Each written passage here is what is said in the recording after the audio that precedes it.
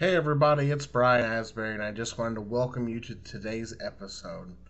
If you could, like today's episode, hit that subscribe button, and let's continue to grow the Developmentally Speaking brand.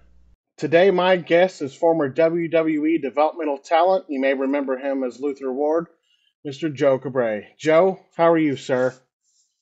I'm good. We have a bit of a snow downpour here in Dublin, but everything is good. It seems like it's doing a little bit here too, but where I'm at, it could be sunny one day and then snow the next. It's hard to Yeah, stay yeah, healthy. yeah. So, what made you want to get into professional wrestling? So I was born in Dublin, Ireland, and to be a professional wrestler kind of seemed like a pipe dream. So I'd always been a massive fan as a kid. Uh, Always just seemed like something that would be amazing to be a part of. But as I said, there was no wrestling scene in Ireland about 20 years ago. We didn't have an independent scene, so it was all kind of built from scratch. So, when did you decide that this was something that you were going to pursue? And with there not being much of a scene, how did you start pursuing this? So there'd been a local promoter in Dublin that had tried to do some wrestling shows, but the problem was that he had to fly in everyone because there was no scene, there was no indie wrestlers here. So he kind of had this idea that if we were able to build a scene here and we had all kind of the undercard guys would be Irish or local, and you had the main event maybe somebody from Europe or even someone from the States, that it would be more sustainable. So we both set about opening up a wrestling school and yeah, kind of started creating a scene here. And then of course, when you have a wrestling school and creating a scene, you need to do shows as well. So that's how I also fell into promoting. How hard was it to get everything up and running? It wasn't as hard as you would think. I think there was a lot of hunger for an Irish wrestling scene. I think there was a lot of people in Dublin, especially, that were kind of eager to get involved in professional wrestling. So the setup actually wasn't too difficult. We kind of hit the ground running, which was lucky. How long did you train before you started working matches? I think I was maybe about 6 months, maybe. Yeah, everyone was kind of green. There was no experienced people leading experienced people. We were all just trying to figure it out as we went along, to be honest. And as you were working these matches, did you stay in that Dublin area, or when did you start branching out? I was lucky. I got booked in Germany, and then after I just did Germany, everything just started opening up. I started wrestling in Belgium, uh, different parts of Germany, Bremen, Hamburg. So yeah, and then we were doing later on around 2008. I kind of started to promote shows myself on a bigger scale. So that's when I started to wrestle in France, Romania, Bulgaria, Germany, Switzerland. So yeah, it was kind of lucky in that being in continental, well, being close to continental Europe, that you could travel and get more experience in that way. What is it about promoting that you love so much? I just feel I have a knack for it. I have a talent. I've been blessed. I've promoted wrestling all over Europe. I've promoted wrestling in, as I said, a few countries there, but France, Romania, Germany, Bulgaria, Switzerland. I just love the kind of directing part and organizing. It's just a talent, a knack that I have that I enjoy it as well, I suppose. Now, during all of this time, what moment do you feel like made you get your name out there? I think just doing the rounds, Hmm. traveling, getting the name out there, I think is really important. You don't want to stay in Ireland for too long because the scene wasn't that big.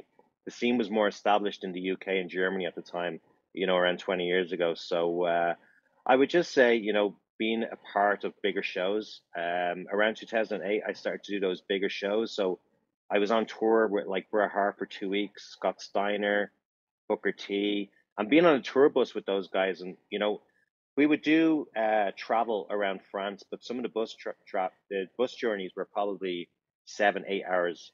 So you'd just be sitting on a bus with these wrestling legends, Tatanka, Sky Too Hottie, Sid Vicious, as I said, Steiner, Rob Van Dam, Sabu, and just being able to pick their brains on long bus journeys was really valuable. But I think being able to show people that you've wrestled in front of 5, 6,000 people as well kind of really helps with you getting your name out there. Hmm. At what point did you start getting WWE's attention? For me, it was kind of crash, a financial crash.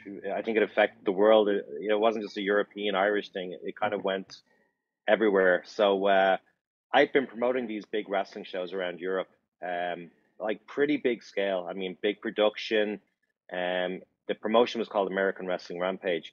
But with the big financial crash, a lot of people started tightening their belts, and of course, the first thing that people are going to tighten their belts on is, entertainment Mhm. expenses. People aren't going to, maybe they'll pass on spending, bringing them and the girlfriend or whatever for 60 70 euros a ticket. So um that kind of all kind of started to slow down, and I had a crossroads. Was I going to continue on in wrestling, or was I going to get the shoot job? And I decided I was going to give myself 8 9 months to really get in the best shape of my life, make sure my promos was there, and I was going to apply with WWE. I actually applied with WWE with my girlfriend at the time, and we both got signed, which is kind of crazy.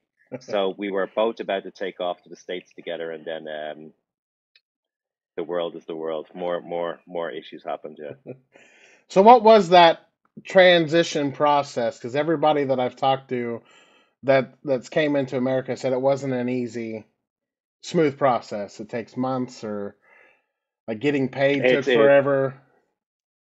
it's difficult. It's not easy, and you wouldn't think there'd be too much of a culture shock between Ireland and like Dublin and Florida, but there is. It's a big culture shock. The food is different. Um, the Coca-Cola just doesn't taste the same, all that kind of stuff. But there was massive challenges, and I think upon leaving WWE, I kind of gave them some of that feedback, and I think they took it on board, and it's a big transition for people. You're leaving your home, you're leaving behind your family. You can't take all your belongings with you, so you're losing some of your comforts. Mhm. You have a bad day, you're kind of relying on Skype and stuff, to kind of speak to friends. But it was probably a lot bigger of a transition than I thought, and I think it was probably a bit of a factor as well. Mhm. So when you got down to Florida, what was your first impressions of developmental?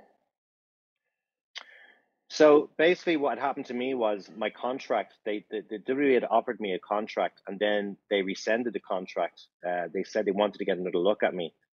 Um, but then something else happened, and they just said, you know what, we want you. We're going to bring you in. So they then resent the contract. So my contract was probably delayed for about 9 months, and when I was signed, they were moving from FCW in Tampa, and they were moving on to Orlando. So they gave me an option. They said, "Do you want to move? Do you want to move and delay your time in America by another 4 months and set up when we're all set up in Orlando, or do you want to come to Tampa for 4 months and just start right away?" And at the time, I'd been signed when I was, I think I was 30, maybe 31, Mhm. which is quite late to be signed by WWE. So I was just eager to get there. So I said, just get me on a plane whenever we can, and just let me get stuck in. Yeah. So you got to spend some time in FCW. I think it had changed. It had changed by then to NXT, but it was still the FCW building. There was Hmm. still FCW banners around. Yeah, it was the FCW. I can't remember what the name of they had a name for it, but yeah, it was that place that had the training center in the back, and Hmm. then they had like a little arena in the front. Yeah. So did you get to work any matches in that? Because that was on Dale Mabry down in Tampa. Yeah, yeah, Yeah. yeah. Yeah. Now I'm going back. Yeah, yeah, yeah. Yeah, I did some matches in the I did some matches there, yeah. Because they even when they moved to Orlando, they would still come back and do some Hmm. shows there. Because I think it'd been established. So yeah, I got to work that building a few times, which is nice. So even though it was a short period of time, what was the main differences that you could tell from being an FCW developmental to when they went to the PC? Because that was a weird transitional phase for some people. Because some coaches went, some coaches didn't go. And then it seemed like FCW, out of all the developmentals, was let's sign models, football players, wrestlers. Let's just sign and give some people a shot. As to where previous they didn't necessarily go for like the indie stars or anything like that. Yeah, I think what I'd been told was that they didn't like the indie guys because the indie guys kind of were indoctrinated into a style of wrestling, and it was very hard to break those habits. I think they just prefer, and there is something to be said for it when you are standing behind or standing beside someone who is a natural, gifted athlete. Mhm. It's just insane to see these people. I remember there was a couple of former NFL football players that had just, I don't really watch American football, but they were on the cusp of, maybe being drafted or something like that is the right terminology. I don't know, Mhm. but they didn't make the cut. But to just see those guys work out and just to see them moving around the gym, these were just incredibly talented athletes that WWE had at their hands and could mold. And as opposed to someone like myself who did have a lot of bad habits. Um, that I didn't, and it doesn't matter. You just have to keep overdoing this to get rid of those habits. But there was, I think, a lot of the indie guys had bad habits, and they had their own perception as to what wrestling was. Mhm. And I don't think at times that was something that WWE was really wanting. But I could definitely see as to why WWE was signing high level athletes. Mhm. They're incredible, to be honest. Yeah. So during that time from going from Tampa to Orlando, was there any major changes as they were setting up what would become NXT full time? It was just a nicer place. I didn't particularly like the FCW building. It was just black. All the walls were black. Hmm. The ceiling was black. It was just pitch dark. And every time someone would enter into the training center, they'd open the doors, and the whole place for like literally 10 seconds would just fill up with the sun from outside. And then the person that closed the door behind them, and it slowly all just go back to being dark and stuff like that. And the the facilities at in Orlando are just next to none. I mean, you're in it's like a high level performance Hmm. center, and has everything you need. They'd like when I was there, I think they had like four rings set up, but they had a total strength and conditioning place. It was just a really nice place. I think the building may have been purposely built for NXT, so they were able to design as to how they wanted the layout of the floor. Where I don't think that was the case in FCW. I think they just found the building that they just took a lease on. Yeah. I think that was the common theme for developmental before NXT was like Steve Kern was in charge, so this was his building, or Danny Davis and OVW, this was your building. We'll pay some of the bills here. But now with Yeah, NXT, I it's think like it's full WWE. That's their baby. yeah, I think they really upped the game at the performance center. It's just incredible. I was blessed to be there at the very start. It's just yeah, I mean you're but I mean at the same point you're training in this facility with other really high level athletes and other high level indie stars. So it does set a scene like it's very competitive. Hmm. It can be an intense environment as well at times because there's just so much talent trying to get on Hmm. TV. And then Yeah. especially when they started doing like the full cell tapings and stuff, so it didn't feel like to me it didn't feel like it was developmental. Yeah, I mean, as I said, like the difference between going from FCW to NXT was Hmm. like so much higher, and then the facilities as well at university there in Orlando was just amazing. Yeah, it gave the guys a proper, like it was like a really scaled down version of Raw, but to work in front of the LED screens and stuff Hmm. like that, it was just a really nice building. Do you feel like that's a good thing for when they sign talent to kind of like throw them into that atmosphere right away? Well, I mean, that was some of my feedback when I was leaving. I said like, I mean, like I would have thought when I got signed there that they would have set me up with an apartment and stuff like that, and it was kind of like on my own to kind of sort all that out. So there was kind of some feedback, and I think they definitely took it on board. I think now, for instance, when you get signed, you don't train for the first 2 weeks. It's just kind of getting you acclimated to the environment and stuff like that. So for the first 2 weeks, it's real slow integration into the system. You don't train. You kind of sit there and watch for a while, and I do think that's good. Hmm. Um, so yeah, I like and from feedback as well from people I spoke to that's there now. They said it's just like totally different, like day and night. So that's good. I think they're making it easier for talent to transition because it is. There's a lot of pressure as well. Now, when Hmm. you're an international talent, as I said, you're leaving behind all your comforts. You're in a completely different country. You don't have your friends to hang out with on the weekend and just kind of de-stress. So yeah, I think they took a lot of that on board, which was cool. Now, as you got acclimated, how was training at the Performance Center? Very different. I mean, as I said, you're in the ring with the top indie guys that that was out there, and you're also wrestling with really high level athletes. It was tough. It wasn't easy. You were training, I think, 4 or 5 days a week for 3 hours, and then I think you had a 90-minute strength and conditioning class. But the problem for me, the strength and conditioning, I just felt just didn't work for my aesthetics. I still felt like I needed to do a bodybuilding routine. So I was essentially going to the gym twice a day. My body was getting smashed doing, 4 or 5 training sessions. So yeah, I mean, it's tough. And then they would offer weekend sessions, and of course, you're doing, 5 sessions a week in the ring. You're doing, 4 or 5 strength and conditioning classes. Then you're doing your own bodybuilding routine. And then there's a class on the weekend that's open if you want to do it. And, I don't think it looks good as well if you don't show up to those classes. So, Hmm.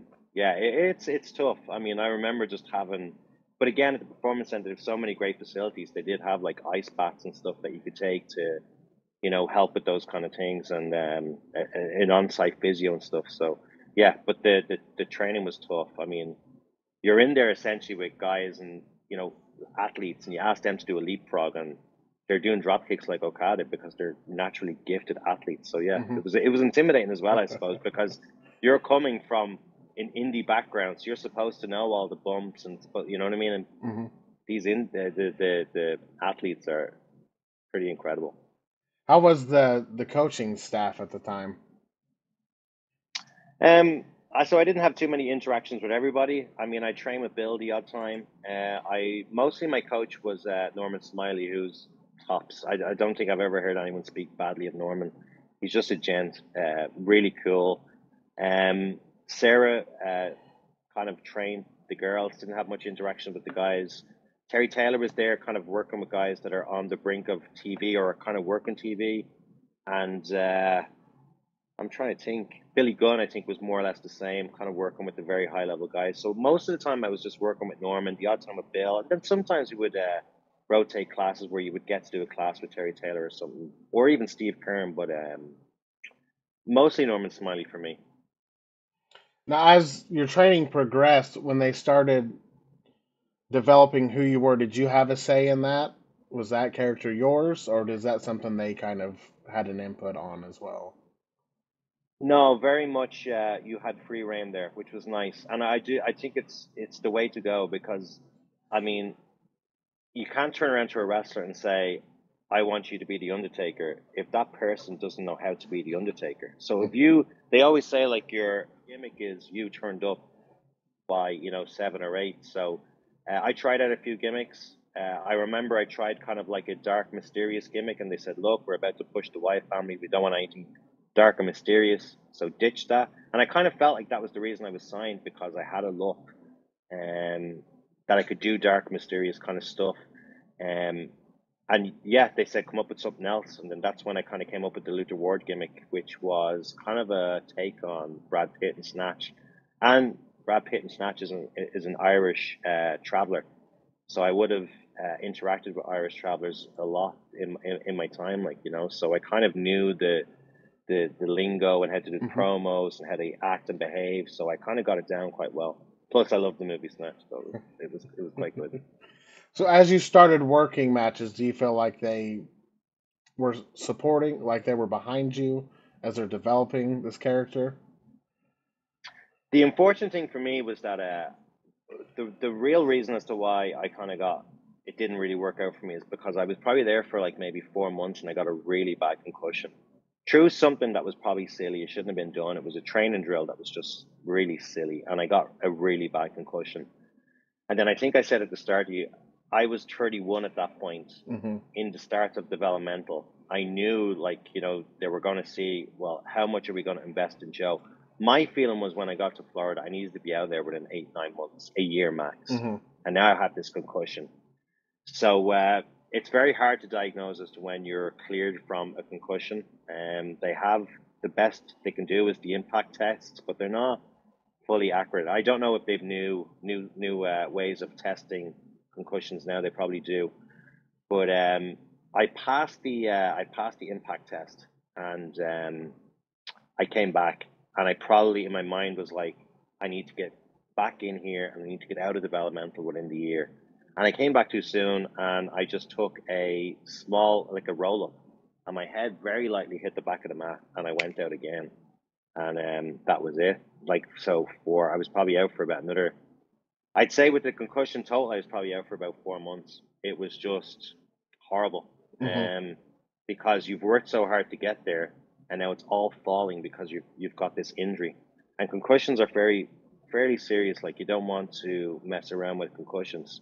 So it was just sitting by the clock and waiting to get better. And it was hard because I was told as well I can't stimulate my brain, so I shouldn't be reading, shouldn't be looking at TV. I need to just rest my brain, let it recover. So yeah, so that was tough as well, personally as well to deal with. Another back one as well is that my ex girlfriend at the time, she was supposed to come with me. She'd already been signed, but she tore her ACL while she was waiting on her visa. Hmm. And in fairness, WWE said they were going to wait for her, so they waited for her, and then she tore it again as she started to train outside. She was probably maybe 8 months recovered, and she tore the ACL again. At that point, WWE said, we can't wait around that long, so they released her. So that as well kind of had a massive deal. Kind of like Hmm. it was tough. Because you kind of realize like I should be there with my girlfriend at the time. Now I have this concussion. It was just a difficult time, yeah. And as I said, I could see the clock was ticking. The Hmm. clock was going. I knew I had a limited time to get out of there, and that was playing on my mind as well. So how long? When did your release occur after your injury? So I had like a story was this. Tell it really quickly. Um, I was supposed to have a match in FCW. We were in Orlando at the time, but as I said earlier, we would go back and we would do shows um, in the Tampa building on what's the name of the street again? Dale Mabry. Yeah, that's the one. So I was on the show to wrestle, I think in the opener, and my opponent at the time, he had people were kind of worried about saying they're injured because if you're injured, you're kind of like you have to rest. So Hmm. he'd been kind of like fabing this groin injury that he had, and probably I'd say about 20 minutes before, he said, "I don't think my groin is going to make this match. I probably need to get taped up." So he went into the room to get taped up, and he came out of the room taped up. And Bill DeMott seen him and said, "What's wrong?" And he goes, "Well, I've been kind of struggling a little bit with a groin injury." And he said, "You never told us." And he's like, "Well, I was kind of fighting through it. I thought it was good." And he said, "Well, we don't know the extent of this injury, so get dressed. You're not wrestling this match." And then essentially Bill just kind of looked around the room, and I was like, I'm pointed at Simon Gotch. Now at this point the national anthem is playing to open the show. Hmm. And points at Gotch and he says, "You're in, get ready." And Gotch is sitting there in his street clothes because he doesn't think he has a match.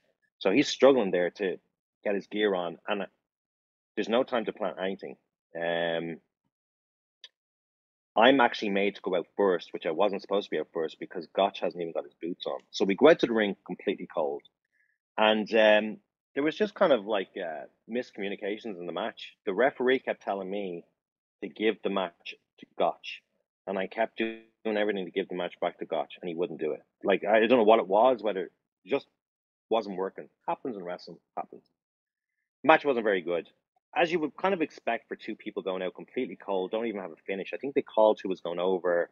Maybe they called who was going over as we were just as the music was playing. They were like, "Got you're over," something like that. I can't even remember who went over, but the match wasn't good. And I kind of felt like for me, I was kind of calling my spot to kind of help him take the match over.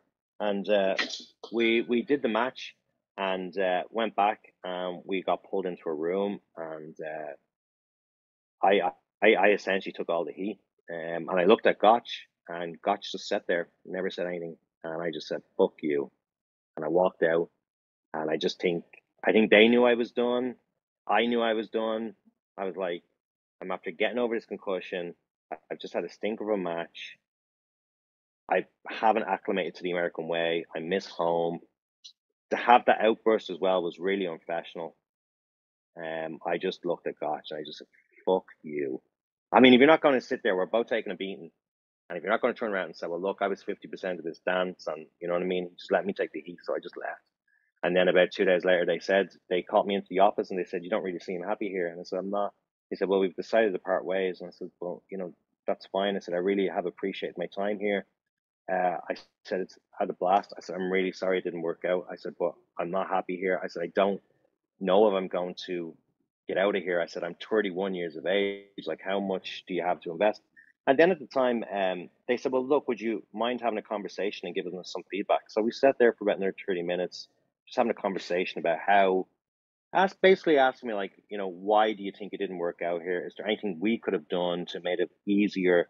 And I gave the feedback, you know, to just be essentially show up, fly into Tampa on Saturday and to start a new job on Monday Hmm. is very stressful when you don't really have a place to live and stuff. So they took all that on board.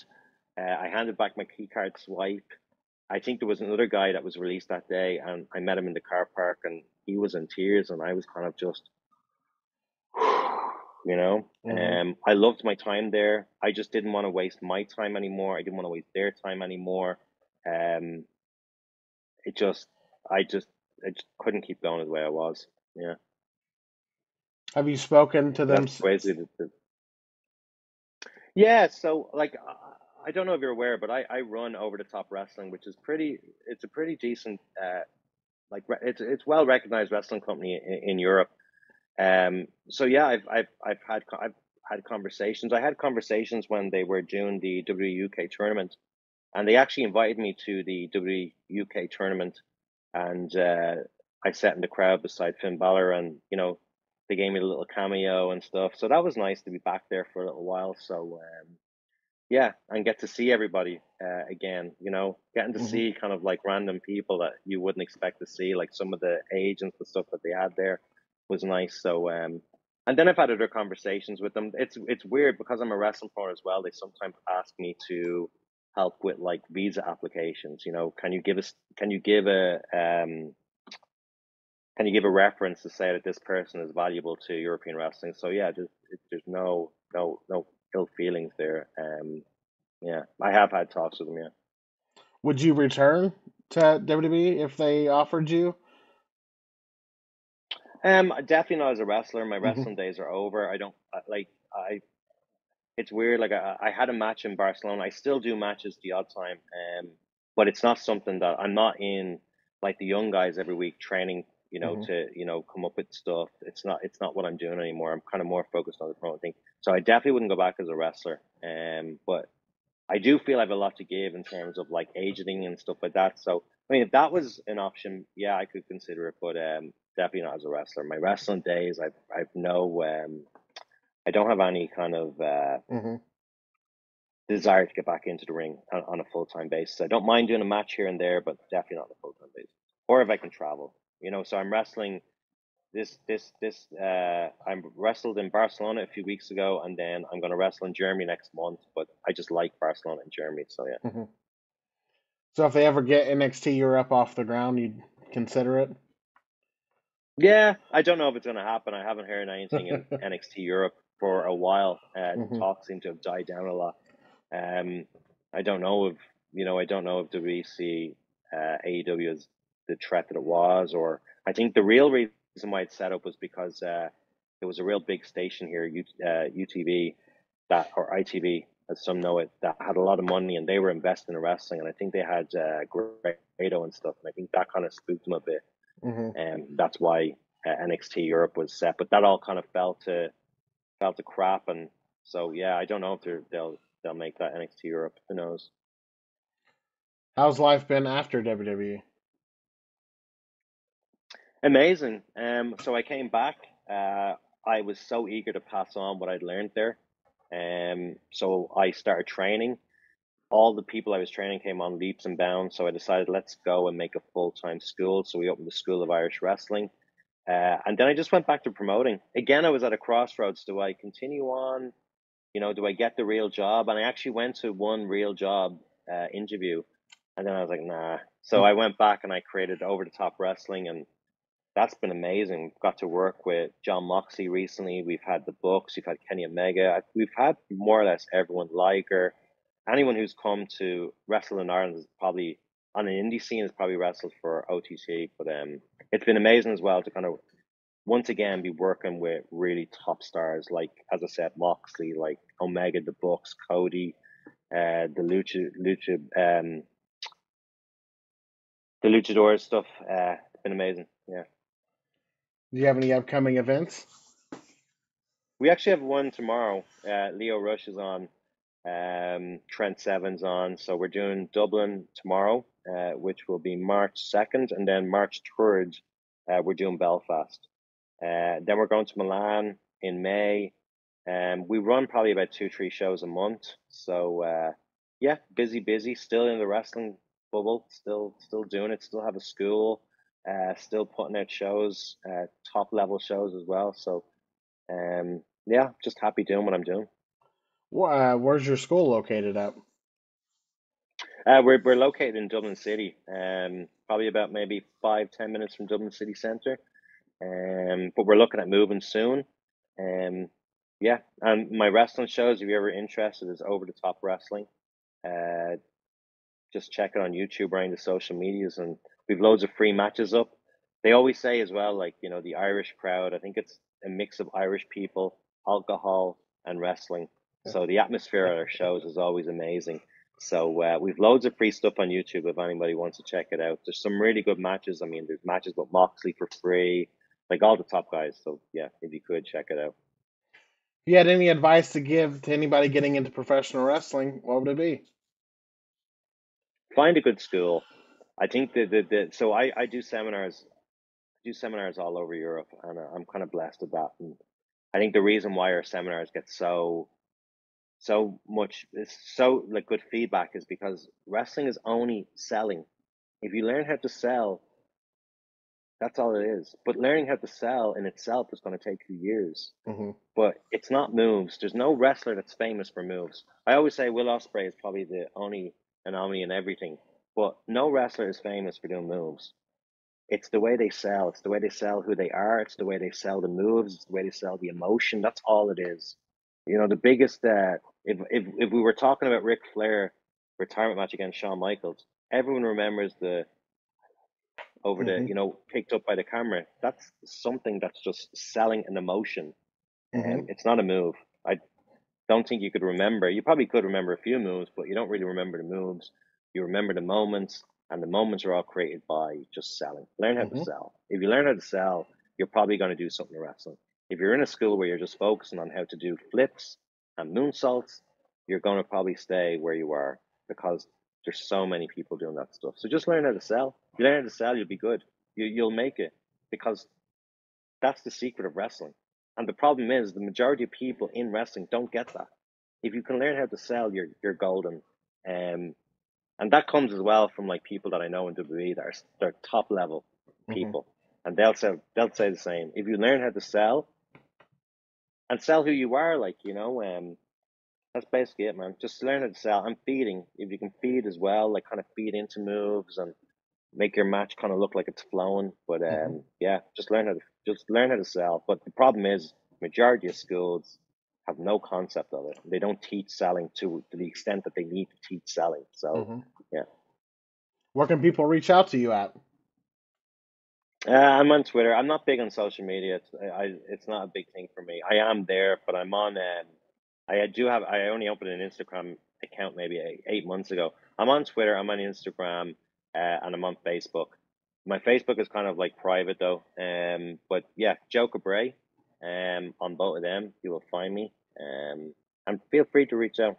I like hearing from people. I just want to say thank you for taking some time out today. Thank you for what you've done for professional wrestling and what you continue to do, sir. It's been an honor today. It's been blessed. Thank you very much for having me and letting me work over some of those memories of Florida and stuff. I did have a good time there. It's just a shame I was against the clock, you know. Hmm. Being signed at 31, it's like you got to get out of there quick. Because Hmm. I mean, you make it to the main roster, they're kind of looking at you like, you know, especially now because it's a very aesthetic business. Hmm. But they're looking at you now saying like, okay, now we only have 7 years with this guy. We keep investing in him, you know. So, um, yeah, I had a blast. I don't have anything bad to say about my time there. The stuff I learned, I was able to pass on to people, and that's why we have an incredible wrestling scene in Ireland. So Hmm. If there's ever anything I can ever do, please feel free to reach out. awesome! Thanks for having me. Thank you.